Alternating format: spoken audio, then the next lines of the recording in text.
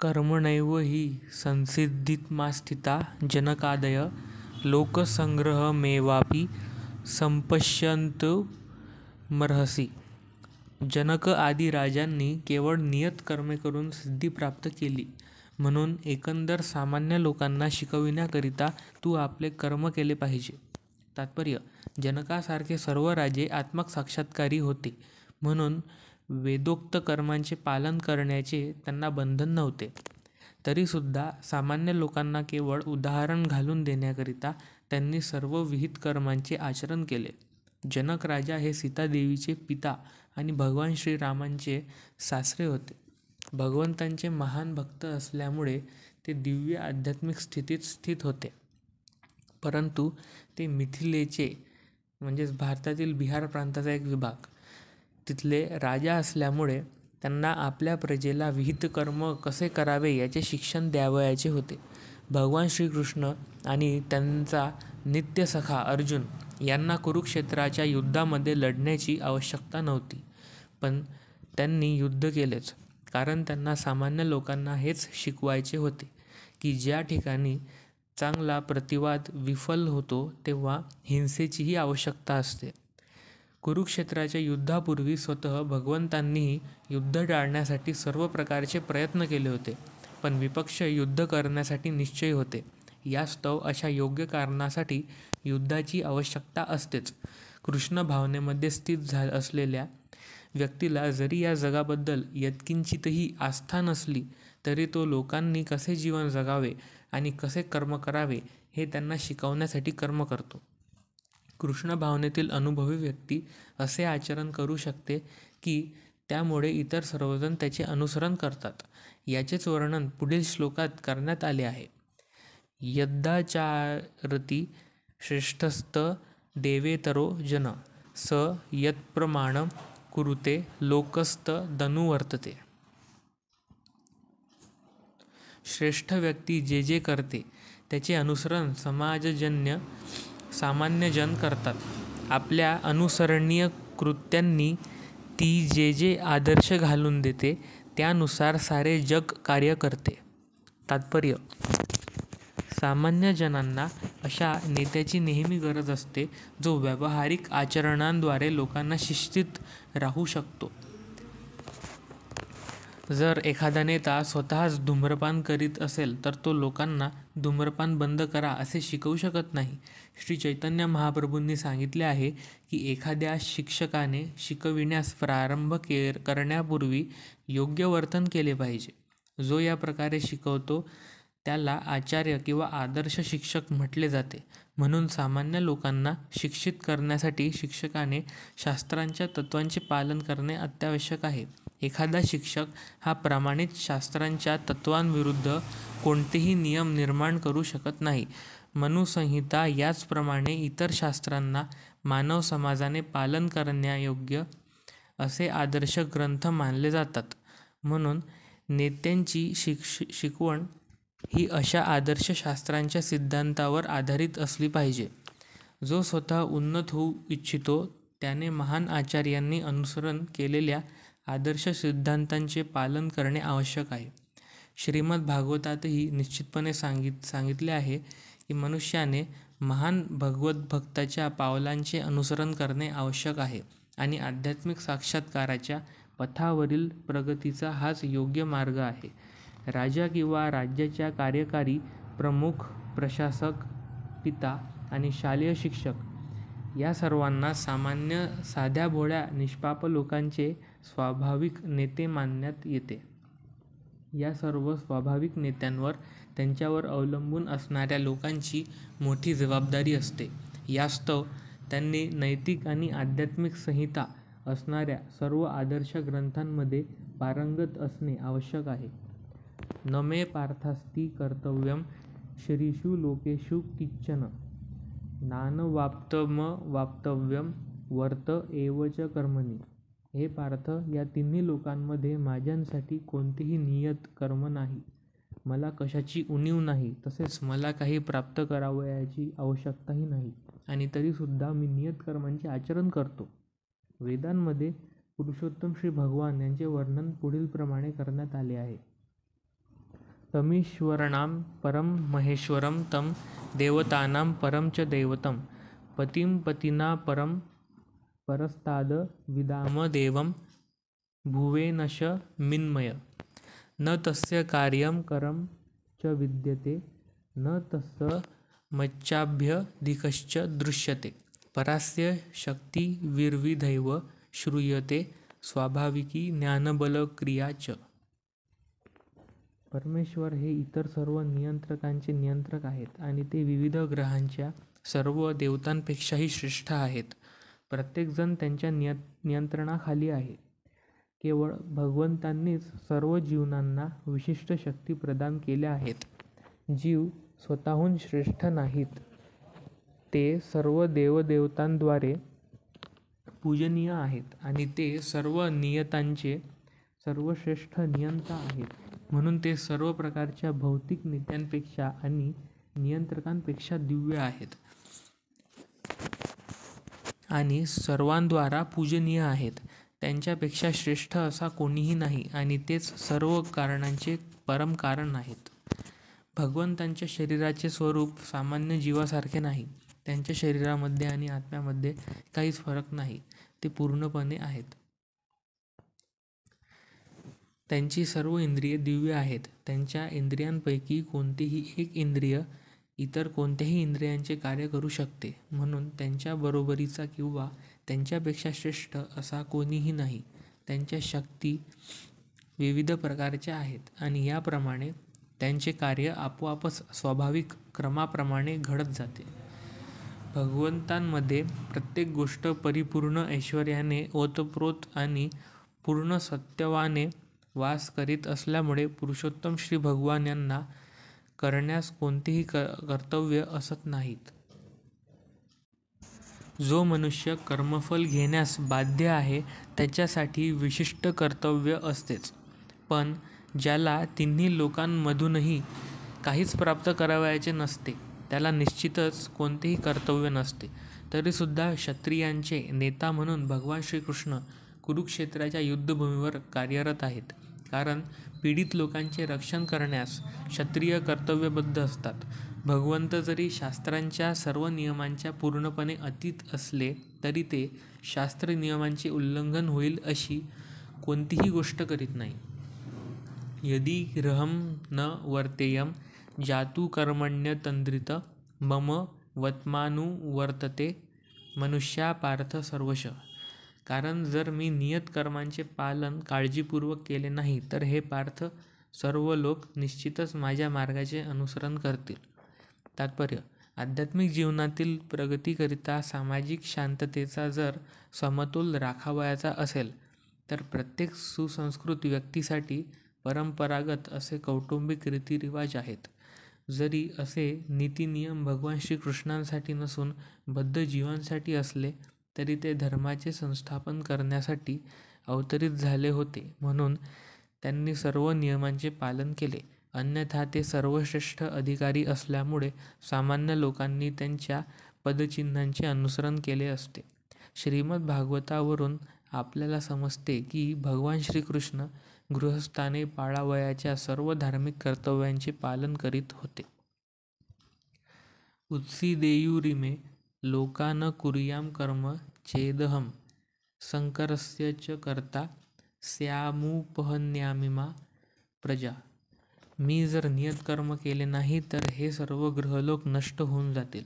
अनावश्यक लोकसंख्या उत्पन्न करण्यास मीच कारणीभूत होईन आणि यामुळे सर्व प्राणीमात्रांच्या शांततेचा मी विनाशक होईन.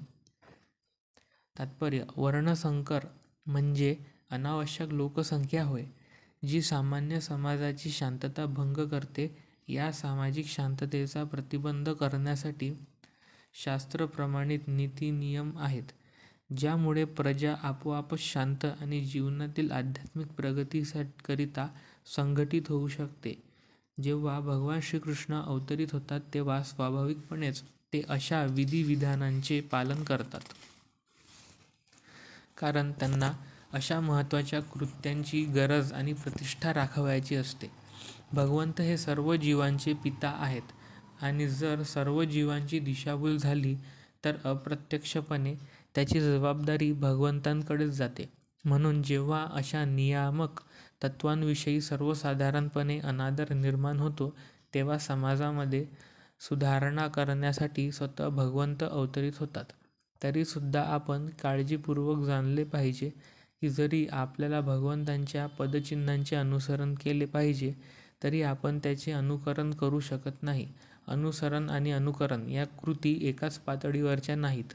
ज्याप्रमाणे भगवंतांनी आपल्या बाल्यावस्थेत गोवर्धन पर्वत उचलला, त्याप्रमाणे आपण त्यांचे अनुकरण करू शकत नाही. असे करणे कोणत्याही मनुष्याला शक्य नाही. आपल्याला भगवंतांच्या उपदेशांचे पालन केले पाहिजे, पण केव्हाही आपण त्यांचे अनुकरण करू शकत नाही. श्रीमद भागवत सांगते की नैतस्य माचरेंजातु मनसापि रणीश्वर विनश्यत्याचरणं मौढ्याद्यथारुद्रोद्बीजं विषम ईश्वराणां वचः सत्यं तथैवाचरितं क्वचित् तेषां यत् स्ववचोयुक्तं बुद्धिमास्तं समाचरेत. मनुष्याने भगवंत आणि त्यांच्या प्रामाणिक सेवकांच्या केवळ आदेशांचे पालन केले पाहिजे. त्यांचे उपदेश आपल्यासाठी सर्व दृष्टीने हितकारकच असतात आणि कोणताही बुद्धिमान मनुष्य त्या उपदेशांचे पालन जसे आहे तसे करील.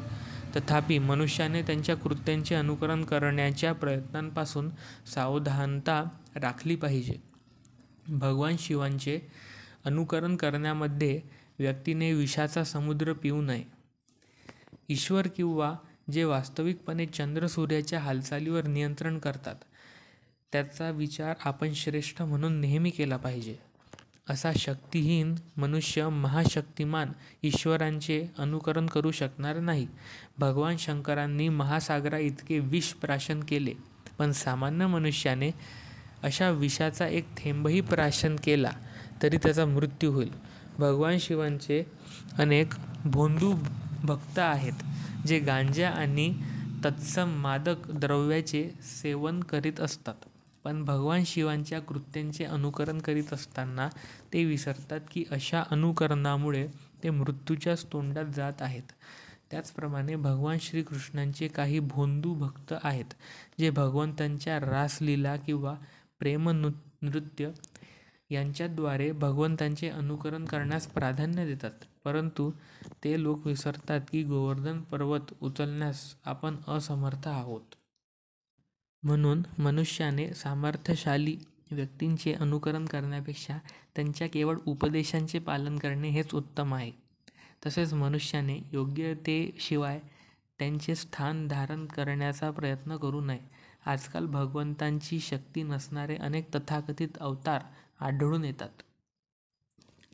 सक्तां कर्मण्य विद्वांसो यथा कुर्वन्ति भारत कुर्वाद्विद्वांस्तथास्त क्षिकिशुलोकसंग्रहम्. ज्याप्रमाणे अज्ञानी लोक फलांच्या आसक्तीने आपले कर्म करतात, त्याचप्रमाणे लोकांना योग्य मार्गावर नेण्याकरिता विद्वान मनुष्याने अनासक्त होऊन कर्म करावे. तात्पर्य: कृष्ण भावनाभावित असलेली व्यक्ती व कृष्ण भावनाभावित नसलेली व्यक्ती यामध्ये त्यांच्या भिन्न इच्छांनुसार भेद केला जातो. कृष्ण भावनाभावित व्यक्ती कृष्ण भावनेच्या प्रगतीसाठी अयोग्य अशी कोणतीही गोष्ट करीत नाही. कृष्ण भावनाभावित मनुष्य हा भौतिक कर्मांमध्ये अतिशय आसक्त असणाऱ्या अज्ञानी व्यक्तीप्रमाणेच कर्म करतो, परंतु तो श्रीकृष्णांच्या संतुष्टीसाठी असे कर्म करतो.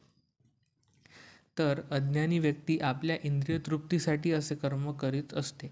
म्हणून कृष्ण भावनाभावित व्यक्तीने कर्म कसे करावे आणि कर्मफल कृष्ण भावनेच्या हेतुप्रित्यर्थ कसे उपयोगात आणावे हे सामान्य लोकांना दाखविणे आवश्यक आहे. न बुद्धिभेदम जनयेद्ज्ञानं कर्मसंगिनां जोषयेत्सर्वकर्मणि विद्वान्युक्तं समाचरन्. नियतकर्मांच्या फलामध्ये आसक्त असणाऱ्या अज्ञानी मनुष्यांचे मन विचलित होऊ नये म्हणून विद्वान व्यक्तीने त्यांना कर्म थांबविण्यास प्रेरित करू नये. या उलट भक्तिभावाने कर्म करून त्याने त्या लोकांना सर्व प्रकारच्या कार्यांमध्ये युक्त करावे. तात्पर्य: वेदैश्च सर्वैरहमेव वेदम. हाच सर्व वैदिक कर्मकांडांचा अंतिम उद्देश आहे. सर्व कर्मकांडे, सर्व प्रकारचे यज्ञ, भौतिक कार्याविषयीच्या संपूर्ण मार्गदर्शनासहित जे काही वेदांमध्ये आहे त्यांचा सर्वांशी उद्देश जीवनाचे अंतिम ध्येय भगवान श्रीकृष्ण यांना जाणून घेणे हा आहे. बद्ध जीव इंद्रिय तृप्तीच्या पलीकडे काहीच जाणीत नसल्यामुळे ते त्याच उद्देशाने वेदाध्ययन करतात. परंतु वैदिक कर्मकांडांद्वारे नियमित इंद्रियतृप्ती आणि सकाम कर्मांमुळे मनुष्य क्रमशः कृष्ण भावनेप्रत उन्नत होतो. म्हणून कृष्ण भावनेतील आत्मक साक्षात्कारी मनुष्याने इतरांना त्यांच्या कर्मापासून विचलित करू नये किंवा त्यांचा बुद्धिभेद करू नये, तर सर्व कर्मांचे फळ श्रीकृष्णांच्या सेवेमध्ये कसे अर्पण करता येते हे त्याने आपल्या आचरणाद्वारे दाखवून द्यावे. कृष्ण भावनाभावित विद्वान मनुष्याने अशा प्रकारे आचरण करावे की ज्याद्वारे इंद्रियतृप्तीकरिता कर्म करणारा अज्ञानी व्यक्ती कर्म कसे करावे आणि आचरण कसे करावे हे जाणू शकेल. जरी अज्ञानी मनुष्याच्या कर्मात व्यत्यय आणावयाचा असला तरी कृष्ण भावनेमध्ये अल्प प्रगती केलेला मनुष्य वेदोक्त कर्मकांडांवर अवलंबून न राहता प्रत्यक्ष भगवंतांच्या सेवेत संलग्न होऊ शकतो. अशा भाग्यशाली मनुष्याला वैदिक कर्मकांडांचे पालन करण्याची आवश्यकता नाही, कारण विहित कर्मांचे पालन केल्यामुळे प्राप्त होणाऱ्या सर्व फळांची प्राप्ती त्याला प्रत्यक्ष कृष्ण भावनेद्वारा होऊ शकते. प्रकृते क्रियमाणानि गुणे कर्माणि सर्वश अहंकार विमूढात्मा कर्ताहमिति मन्यते. मिथ्या अहंकाराच्या प्रभावाने मोहित झालेला आत्मा स्वतःलाच कर्माचा कर्ता समजतो, पण वास्तविकपणे प्रकृतीच्या 3 गुणांद्वारे कर्मे केली जातात. तात्पर्य: एकाच पातळीवर कार्य करणारे एक कृष्ण भावनाभावित मनुष्य आणि दुसरा भौतिक भावनेने प्रभावित झालेला मनुष्य असे दोघेही वरकरणी एकाच स्तरावर असल्यासारखे दिसतात, परंतु त्यांच्या आपापल्या स्थितीमध्ये बराच भेद आहे. भौतिक भावनायुक्त मनुष्याचा मिथ्या अहंकाराच्या प्रभावामुळे दृढ विश्वास असतो की आपणच सर्व गोष्टींचे कर्ता आहोत. त्याला माहीत असते की शरीराची यंत्रणा ही भगवंतांच्या अध्यक्षतेखाली कार्य करीत असणाऱ्या भौतिक प्रकृतीमुळे निर्माण झालेली असते. तसेच शेवटी तो श्रीकृष्णांच्याच नियंत्रणाखाली कार्य करीत असतो याचे देखील ज्ञान नसते. मिथ्या अहंकाराने युक्त असलेला मनुष्य प्रत्येक गोष्ट स्वतंत्रपणे करण्याचे सारे श्रेय स्वतःकडे घेत असतो आणि हेच त्याच्या अज्ञानाचे लक्षण आहे. त्याला माहीत नसते की हे स्थूल आणि सूक्ष्म शरीर म्हणजे भगवंतांच्या आज्ञेनुसार कार्य करणाऱ्या प्रकृतीची निर्मिती आहे. यास्तव त्याने आपली शारीरिक आणि मानसिक कार्ये कृष्ण भावनेमध्ये श्रीकृष्णांच्या सेवेसाठी संलग्न करणे अत्यावश्यक आहे. अज्ञानी मनुष्य विसरतो की पुरुषोत्तम श्री भगवान हे ऋषिकेश किंवा इंद्रियांचे स्वामी म्हणून जाणले जातात. आपल्या इंद्रियतृप्तीकरिता अशा मनुष्याने दीर्घकाळ इंद्रियांचा दुरुपयोग केलेला असल्यामुळे तो अज्ञानी मनुष्य वास्तविकपणे मिथ्या अहंकाराने मोहित झालेला असतो आणि याच मिथ्या अहंकारामुळे त्याला भगवान श्रीकृष्णांशी असणाऱ्या आपल्या शाश्वत संबंधांचे विस्मरण होते. तत्त्ववित्तु महाबाहो गुणकर्म विभागयो गुणागुणेषु वर्तन्त इति मत्वा न सज्जते. हे महाबाहो अर्जुन, ज्याला परम सत्याचे ज्ञान आहे तो इंद्रियांमध्ये किंवा इंद्रियतृप्तीमध्ये रममाण होत नाही, कारण तो भक्तिपूर्ण कर्म आणि सकाम कर्म यांच्यातील भेद उत्तम प्रकारे जाणतो. तात्पर्य: परम सत्याचे ज्ञान असणारा मनुष्य प्राकृतिक संगतीमुळे होणाऱ्या आपल्या विचित्र अवस्थेला जाणतो. तो जाणतो की आपण पुरुषोत्तम भगवान श्रीकृष्ण यांचे अंश आहोत आणि आपले स्थान भौतिक सृष्टीमध्ये असू नये. आपण स्वरूपतः सच्चिदानंद भगवंतांचे अंश आहोत आणि कोणत्या तरी कारणास्तव आपण सर्व जीवनाच्या भौतिक संकल्पनेमध्ये गुरफटलो गेलो आहोत. त्यांच्या विशुद्ध स्वरूपात त्याला आपली सर्व कर्मे पुरुषोत्तम भगवान श्रीकृष्णांच्या भक्तिमय सेवेमध्ये नियोजित करावयाची असतात. म्हणून तो स्वतःला कृष्ण भावनाभावित कर्मामध्ये संलग्न करतो आणि अनुषंगिक व अस्थायी असणाऱ्या भौतिक इंद्रियांच्या कर्मापासून तो स्वाभाविकपणेच अनासक्त होतो. तो जाणतो की आपले भौतिकबद्ध जीवन हे भगवंतांच्या परम नियंत्रणाखाली आहे, म्हणून तो कोणत्याही प्रकारच्या भौतिक प्रक्रियांमुळे विचलित होत नाही. सर्व प्रकारच्या भौतिक प्रतिक्रिया या आपल्याला भगवत कृपेमुळेच प्राप्त झाल्या आहेत, असे तो मानतो. श्रीमद भागवताप्रमाणे जो परमसत्य ब्रह्म, परमात्मा, पुरुषोत्तम आणि श्री भगवान या 3 विविध स्वरूपांना जाणतो, त्याला तत्त्ववित म्हटले जाते, कारण त्याला परमसत्याशी संबंधित आपल्या वास्तविक स्थितीचे ज्ञान असते. प्रकृते गुण सम्मूढा सज्जन्ते गुणकर्मसु तान कृत्स्नविदो मंदान् कृत्स्नविन्न विचालयेत. भौतिक प्रकृतीच्या गुणांनी मोहित झाल्यामुळे अज्ञानी लोक भौतिक कर्मात पूर्णपणे मग्न होतात आणि आसक्त होतात. पण असे कर्म करणाऱ्यांकडे ज्ञानाचा अभाव असल्यामुळे त्यांचे कर्म जरी कनिष्ठ असले तरी ज्ञानीजनांनी त्यांना विचलित करू नये. तात्पर्य: अज्ञानी व्यक्ती स्थूल भौतिक भावनेशी आपले मिथ्या तादात्म्य करतात आणि ते भौतिक उपाधींनी पूर्णपणे ग्रासलेले असतात. हे भौतिक शरीर म्हणजे प्रकृतीची एक देणगीच आहे आणि जी शारीरिक चेतनेमध्ये अत्यंत आसक्त आहे त्याला मंद किंवा आत्मज्ञान नसणारा मूढ व्यक्ती असे म्हटले जाते. अज्ञानीजन शरीरालाच आत्मा समजतात व इतरांशी नातलग म्हणून शारीरिक संबंध ठेवतात. ज्या भूमीत त्यांना शरीर प्राप्त होते त्या भूमीलाच ते पूजनीय मानतात आणि ते धार्मिक कर्मकांडांच्या विधींनाच सर्व काही मानतात.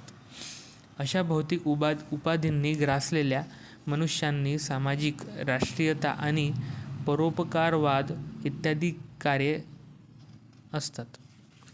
अशा उपाधींच्या प्रभावाने ग्रस्त झालेला व्यक्ती नेहमी भौतिक क्षेत्रालाच गुंतलेला असते, कारण आध्यात्मिक साक्षात्कार म्हणजे एक कल्पनाच आहे असे त्यांना वाटते आणि त्यामुळे त्यांना आत्मसाक्षात्कार प्राप्तीमध्ये मुळीच स्वारस्य नसते. तरीही जे आध्यात्मिक जीवनात प्रगत झाले आहेत त्यांनी भौतिकतेने ग्रासलेल्या अशा व्यक्तींना विचलित करण्याचा प्रयत्न करू नये. त्यापेक्षा एखाद्याने स्वतःचे आध्यात्मिक कर्म शांतपणे करणे हेच उत्तम आहे. असे मोहित व्यक्ती अहिंसा आणि तत्सम सांसारिक परोपकारी कर्मे इत्यादींसारख्या जीवनाच्या प्राथमिक भौतिक तत्वांमध्ये निमग्न होऊ शकतात. अज्ञानी मनुष्यांना कृष्ण भावनाभावित कर्माचे महत्त्व असू शकत नाही. म्हणून भगवान श्रीकृष्ण आपल्याला सल्ला देतात की आपण त्यांना विचलित करण्यामध्ये आपला मौल्यवान वेळ व्यर्थ दवडू नये. पण भगवत भक्त हे भगवंतांपेक्षाही दयाळू आहेत, कारण त्यांना भगवंतांचा यथार्थ हेतू समजतो. यास्तव ते या प्रकारचा धोका पत्करतात. इतकेच काय तर ते अज्ञानी मनुष्याकडे जाऊन त्याला कृष्ण भावनाभावित कर्मांमध्ये संलग्न करण्याचा प्रयत्न करतात, कारण कृष्ण भावनाभावित होऊन कर्म करणे हे मनुष्यासाठी अत्यावश्यक आहे. मयि सर्वाणि कर्माणि सन्न्यस्ताध्यात्मचेतसा निराशीर्निर्ममो भुक्त्वा युध्यस्व विगतज्वर.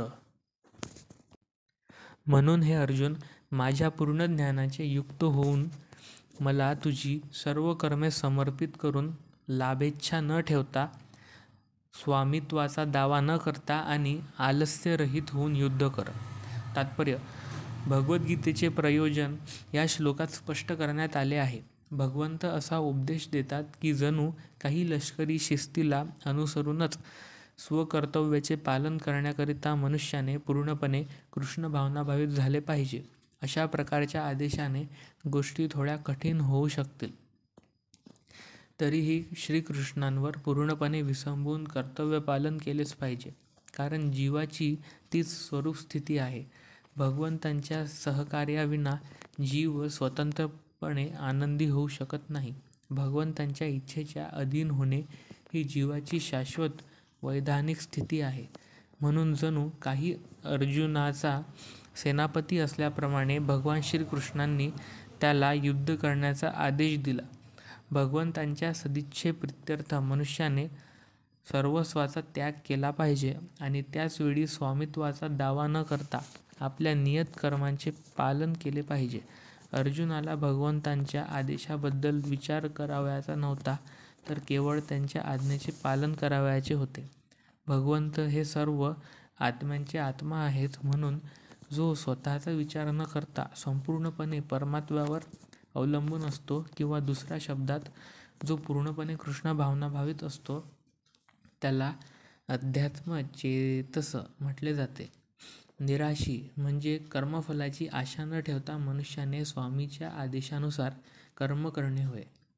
खजिनदार आपल्या मालकासाठी लाखो रुपये मोजतो, पण तो एका पैशावरही आपला दावा करीत नाही. त्याचप्रमाणे मनुष्याने जाणले पाहिजे की जगातील कोणतीही वस्तू कोणा एका व्यक्तीच्या मालकीची नाही, तर प्रत्येक वस्तू भगवंतांच्या मालकीची आहे. हाच मयी या शब्दाचा खरा अर्थ आहे. अशा कृष्ण भावनेमध्ये जेव्हा मनुष्य कर्म करतो, तेव्हा निश्चितच तो कोणत्याही गोष्टीवर स्वामित्वाचा दावा करीत नाही. याच भावनेला निर्मम अर्थात माझे काहीच नाही असे म्हटले जाते. शारीरिक स्तरावर संबंधित असणाऱ्या तथाकथित नातलगांचा विचार न करता भगवंतांनी दिलेल्या या कठोर आदेशांचे पालन करण्यास जर कोणी नाखुश असेल, तर त्याने त्या नाखुशीचा त्याग केला पाहिजे. या प्रकारे तो विगतोजर अर्थात ज्वररहित किंवा आलस्यरहित बनतो. प्रत्येकाला त्याच्या गुणवत्तेप्रमाणे आणि स्थितीप्रमाणे विशिष्ट प्रकारे कर्म करावे लागतात, आणि अशा सर्व कर्मांचे आचरण वर वर्णन केल्याप्रमाणे कृष्ण भावना भावित होऊन केले जाऊ शकते. यामुळे मनुष्य मोक्षमार्गावर अग्रेसर होऊ शकतो.